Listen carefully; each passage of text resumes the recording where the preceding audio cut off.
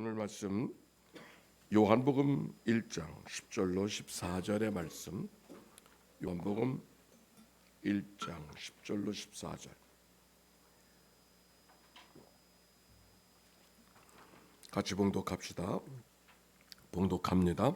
그가 세상에 계셨으며 세상은 그로 말미암아 지은 바 되었으되 세상에 그를 알지 못하였고 자기 땅에 오매 자기 백성이 영접하지 아니하였으나 영접하는 자 곧 그 이름을 믿는 자들에게는 하나님의 자녀가 되는 권세를 주셨으니 이는 혈통으로나 육적으로나 사람의 뜻으로 나지 아니하고 오직 하나님께로부터 난 자들이니라. 말씀이 육신이 되어 우리 가운데 거하심에 우리가 그의 영광을 보니 아버지의 독생자의 영광이요 은혜와 진리가 충만하더라. 아멘. 이는 생명의 말씀입니다. 요한복음이 다른 복음서와 다른 것은 예수님의 탄생과 어린 시절을 기록하지 않았다는 겁니다. 요한복음이 이렇게 시작해요. 태초에 말씀이 계시니라.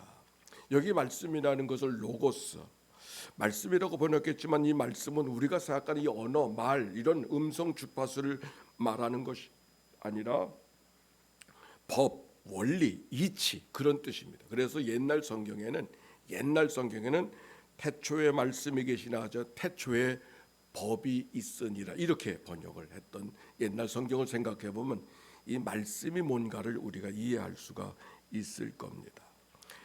헬라 사람들에게 복음을 전하던 이 사도 요한은 헬라 사람들이 이해하지 못하는 게 있어요. 어떻게 거룩하신 하나님이, 그 지엄하신 하나님이, 우리와 전혀 다른 하나님이 썩어질 육신 덩어리를 입고 이 땅에 오실 수 있느냐고 하는 게 도대체 이해가 되지 않았어요. 그래서 탄생기사 예수님이 하나님의 어린아이 모습으로 이 땅에 오셨다고 하는 말씀이 그들에겐 잘 복음으로 전달되지 못한다는 것을 사도 요한이 알았기 때문에 다르게 복음을 설명하고 있는 겁니다. 그래서 뭐라 그러냐면 베들레헴의 아기 예수님이 나셨다 이렇게 말하지 않고 태초에 말씀이 계시나, 이 말씀이라는 로고스는 헬라 철학의 아주 기본을 이야기하는 그런 철학적 용어였기 때문에 그렇습니다. 그러면서 그 로고스를 말씀이라고 말씀하면서 그걸 또다시 다른 말로 표현하는데 생명이 왔다, 빛이 왔다 이렇게 말합니다. 4절에 보니까 그 안에 생명이 있었으니 이 생명은 곧 사람들의 빛이라 그렇게 말씀을 하셨어요. 즉 생명, 빛, 우리가 늘 접하며 살아가는 것이 바로 그 생명과 빛을 통해서 하나님을 더 잘 이해할 수 있겠다고 생각한 겁니다. 문제는 5절에 있는 말씀처럼 그 빛이 어둠의 빛이 돼 어둠이 깨닫지 못하더라. 원 세상에 빛이 어둠에 왔는데 어둠이 빛을 깨닫지 못하면 말도 안 되잖아요. 근데 그럴 수 있다고 하는 것, 아니 그렇다고 하는 것이 오늘 성경에 있는 말씀이에요. 그러면서 이렇게 말합니다. 따라서 합시다. 영접하는 자, 곧 그 이름을 믿는 자들에게는 하나님의 자녀가 되는 권세를 주셨으니. 아멘입니까? 아무도 영접하지 않았지만 그러나 영접하는 자들에게는 하나님의 자녀가 되는 권세를 주셨다고 말씀하시는 것이 복음의 내용인 것이죠. 그러니까 요한복음은 사도 요한은 어린아이를 통해서 그가 성장하는 과정에 길고 지리한 과정을 다 생략해버리고 오신 그분, 생명으로 오신 분, 빛으로 오신 그분을 받아들이기만 하면은 하나님의 자녀가 되는 권세를 주셨다고 했습니다. 주실 거라고도 안 하고 아주 단도직입적으로 복음이 무엇인가를 설명하고 있습니다. 그러면서 그분이 누군가를 다시 설명하는데 그게 14절에 있는 말씀이죠. 14절 말씀 같이 한번 읽어봅시다. 시작. 말씀이 육신이 되어 우리 가운데 거하심에 우리가 그의 영광을 보니 아버지의 독생자의 영광이요 은혜와 진리가 충만하더라. 하나님의 말씀이 육신이 되어 우리 가운데 거하신데, 이 거하신다는 말씀은 잠깐 거하다가 떠날 뿐이 아니라 아주 장막을 친다 그런 뜻. 멀리 계시지 않고 우리가 가까이 잠깐 왔다가 들르시는 분이 아니라 머물러 계시는, 집을 짓고 계시는, 둥지를 틀고 계시는 그런 하나님의 모습을 설명하고 있는 겁니다. 요한복음이 복음서와 예수님을 다른 방법으로 설명하고 있다고 이야기했는데, 그래서 어린 시절을 기록하지 않았다고 이야기했지만 마태복음에 보면 보라, 처녀가 잉태하여 아들을 낳을 것이요 그의 이름을 임마누엘이라 하리라고 하면서 그 처녀가 잉태하여 아들을 낳은 그 아기 예수님의 이름을 임마누엘이라, 임마누엘의 뜻은 번역한즉 하나님이 우리와 함께 계시다 함이라 그랬어요. 결국은 사도 바울의 사도 요한의 이야기나 마태복음의 이야기가 다르지 않아요. 예수님이 어떤 분이신가, 하나님이 우리와 함께 하셔서 우리를 위해서 이 땅에 오신 분이 예수 그리스도인 것처럼 복음서 마태오가 이야기하는 것처럼 동일하게 말씀이 육신이 되어 우리 가운데 거하시는 하나님, 그게 바로 하나님이 예수 그리스도를 이 땅에 보내신 뜻인 것을 오늘 성경이 설명하고 있습니다. 어제도 일터의 식구들하고 얘기를 하다 보니까 이 회사에는 가끔 회사에도 갑질이 있나 봐요. 갑질. 명령하고 생각대로 막 바꿔내려고 하는 그런 얘기를 들으면 내가 담임 목사일 때 갑질하지 않았나 그런 생각이 얼핏 들고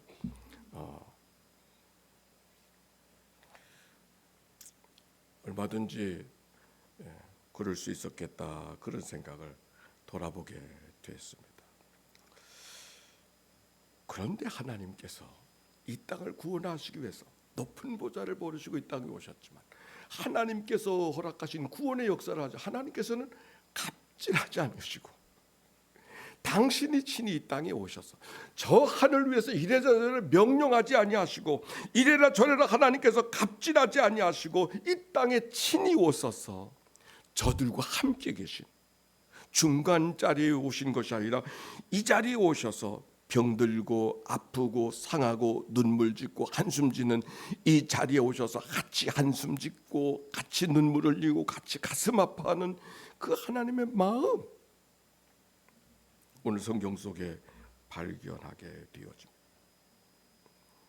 세상을 구원하시기 위해서 세상을 뒤집어 놓는다든지 너희 사는 게 뭐 그러냐고 책망만 하지 아니하시고 오히려 십자가 너희는 그럴 수밖에 없다고 말씀하시면서 오히려 나기도 전에 내가 제대로 살지 못할 걸 하시고 우리를 위해서 십자가에 제물 되어 주신 하나님의 큰 사랑이 복음의 내용인 것이죠. 저는 말씀을 준비하면서 비행기를 타면은 인상적인 거 하나는 승무원들이 오셔가지고 꼭 승객들에게 내려다보면서 이렇게 말하지 않고 승객들이 어떻게 하든지 눈높이를 맞추려고 그러잖아요. 무릎을 꿇는다든지 눈길을 이렇게 하여튼 눈길을 마주치려고 한다든지 좋은 태도라고 생각해요. 제가 요즘에 이 새해 첫날 인사를 했는데 요즘에 이 합동청사 분위기가 달라졌습니다. 왜 달라졌는가 하니 대한항공 승무원 브리핑 룸이 요 옆에 방이 되어져서 이 옆에 건물이 되어 여기를 승무원들이 계속 오고 가니까 늘 뚝뚝한 남자들만 다니다가 이 승무원들 다니니까 승무원들 쌩글쌩글하면서 제가 인사를 하면은 이 뚝뚝한 남자들은 별 사람이 인사하나 보다 그냥 그러고 무뚝뚝하게 지나가는데 승무원들은 한결같이 다 인사를 받아요. 그래서 여기 합동청사 분위기가 달라졌다니까. 이 분위기를 우리가 잘 살려야 되겠다 이런 생각이 들어서 그들의 마음이 어떤 마음인가 여기 이 말씀을 생각하면서 말씀의 육신이 되어 우리 가운데 거하시는 어떻게 하든지 그 백성들과 함께 마음을 나누고 생각을 나누고 꿈을 나누고 그들의 삶을 끌어안으시려고 하는 하나님의 마음이 오늘 말씀 속에 담겨져 있음을 깨닫게 되어집니다. 그 하나님의 오심을 성경은 이렇게 표현합니다. 은혜와 진리가 충만하더라. 같이 합시다. 은혜와 진리가 충만하더라. 은혜는 뭐고 진리는 뭐예요? 진리는 우리를 바로 보게 하지만 때로는 그 진리가 아프죠. 근데 은혜는 우리를 아파하는 우리를 품어주는 역사. 진리는 가르치고 제대로 하게 하고 바로 하게 하는 게 진리라 그러면 진리는 부진리를 물리칠 수밖에 없지만 그러나 물리치는 것으로 끝나지 그들을 다 품으시려는 그 하나님의 은혜. 그래서 진리와 은혜와 진리가 함께 있는 분, 그거 바로 예수님이라고 하는 말씀. 정죄하지 않으면서도 변화시키는 능력, 바로 그것이 예수 그리스도 안에 있음을 설명하고 있는 것이죠.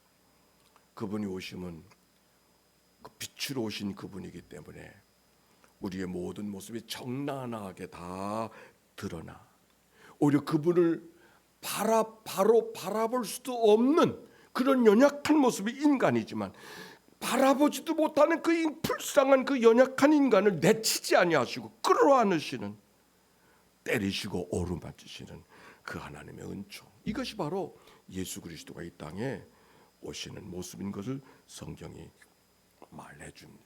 어느 형제가 이렇게 제게 물었습니다. 목사님, 하나님이 벌 주시는 분입니까? 심판하시는 분이라고 이야기하는.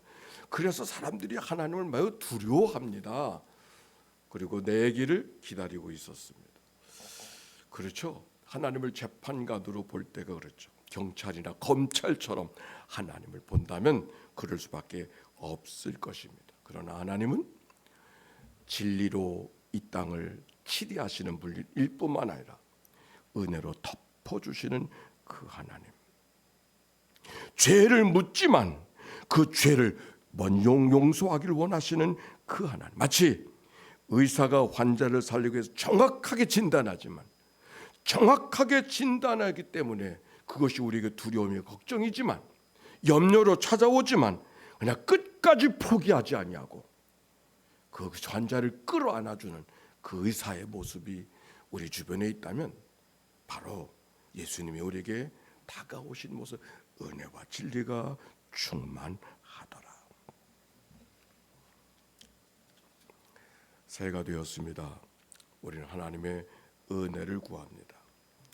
그러나 이미 우리는 하나님의 특별한 은혜 속에 살고 있지 않습니까? 구원받은 것도 하나님의 은혜이지만 하루하루 숨쉬고 살아가는 것도 하나님의 은혜입니다. 지난해 지나면서 나눴던 얘기 가운데 한 토막은 공항에서 일하시는 모든 분들 가운데 가장 복이 뭔가 건강하게 정년 은퇴할 때까지 건강한 거. 그렇죠? 정년 은퇴까지 여기 다니면서 무슨 뭐 특별한 일이 뭘 기대하겠습니까? 아니, 그 어떤 것보다도 귀한 것은 건강한 모습으로 정년을 맞이할 수 있다고 하는 게 참 복이구나, 그런 생각을 하게 됐습니다. 사도 요한은 이렇게 말합니다. 16절에 보니까 우리가 다 그의 충만한 데서 받으니 따라 삽시다. 은혜 위에 은혜로라. 은혜 위에 은혜. 은혜가 있는데 그 은혜가 다 끝났기 때문에 또 다른 은혜가 있는 것이 아니라 은혜로 이미 충만한데 거기에 더 큰 은혜. 예수 그리스도가 주신, 그리스도를 통해 주신 은혜가 은혜 위에 은혜로라. 아무쪼록 2026년도가 여러분 모두에게 은혜 위에 은혜를 더하는 복된 한 해가 되시기를 바랍니다.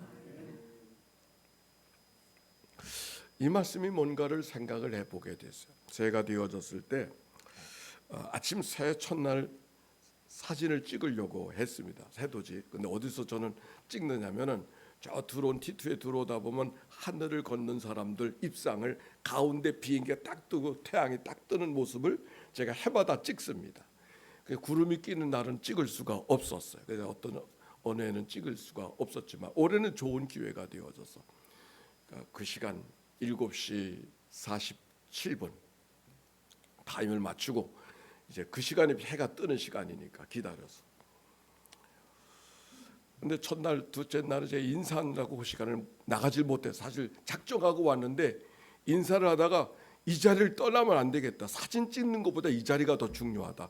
이렇게 생각해서 사진을 포기하고, 그래서 셋째 날 될 때 제가 어저께 나갔습니다. 주보에 있는 사진이 그 사진이에요. 그래서 입추장 사이로 이제 막 태양이 막 떠오르기 시작하는데 사진산에는 태양이 보이질 않는 거야. 너무 낮게 눈으로는 보이는데 사진으로는 안 나오더라고.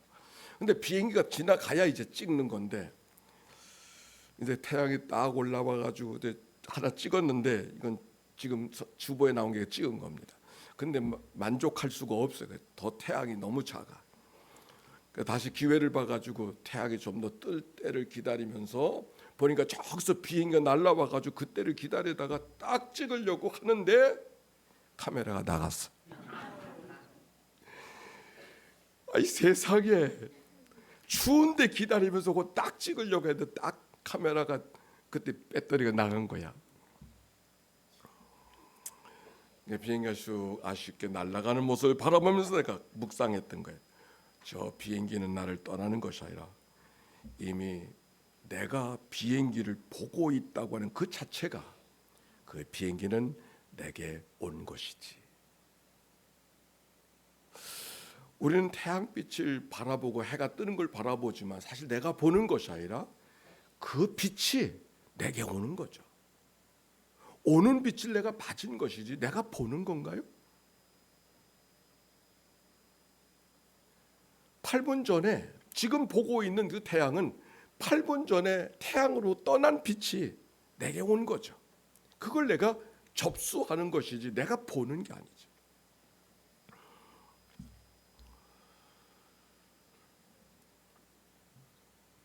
빛의 속도가 30만, 초속 30만 킬로미터라고 하니까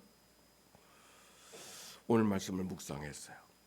말씀이 육신이 되어 우리 가운데 거하심에, 어떻게 말씀이 육신, 우리들의 질문은 어떻게 말씀이 육신을 입을 수 있느냐고 하는 게 우리들의 질문이고, 그걸 어떻게 설명되어질 수 있는가에 우리 생각에 막혀버릴 때가 있지만,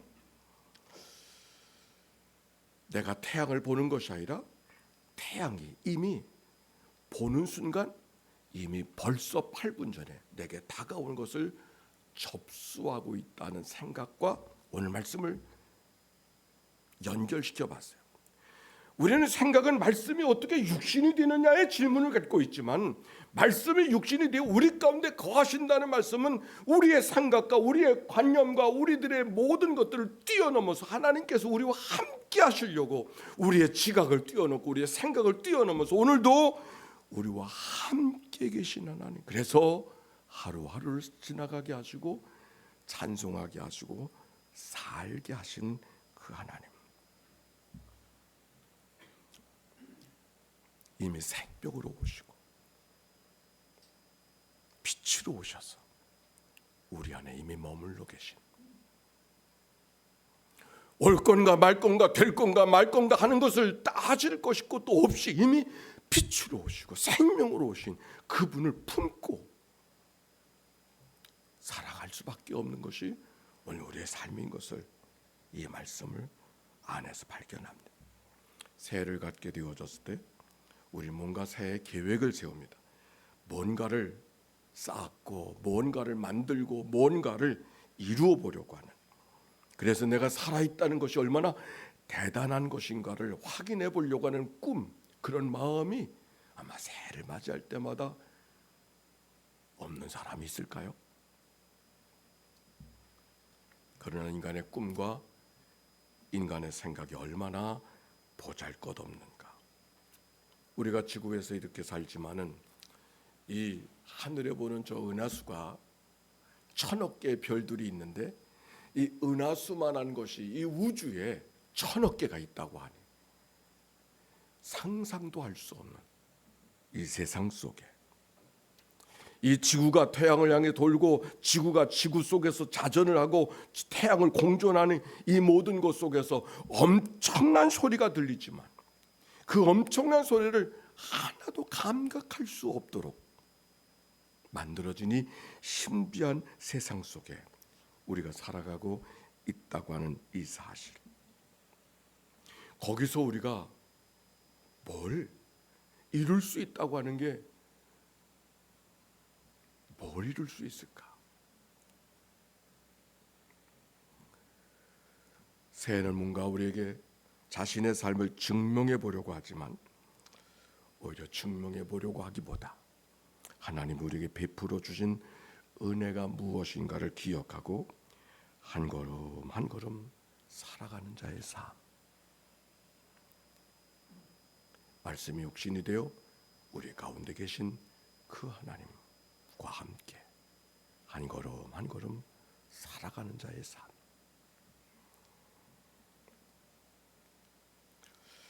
그분이 우리 가운데 오셨기에 우리가 그분과 함께 살아갈 수 있는 삶의 여정을 허락해 주셨다고 하는 이 은혜가 얼마나 귀한가. 새해가 되어졌습니다. 우리와 함께 하기 위해서 우리를 살게 하시려고 오늘의 하루하루의 삶 속에 그분과 더불어 살아가게 하시려고 이 땅에 오신 주님을 기억하며 믿음으로 승리의 한 해가 되시기를 주의 이름으로 축원합니다.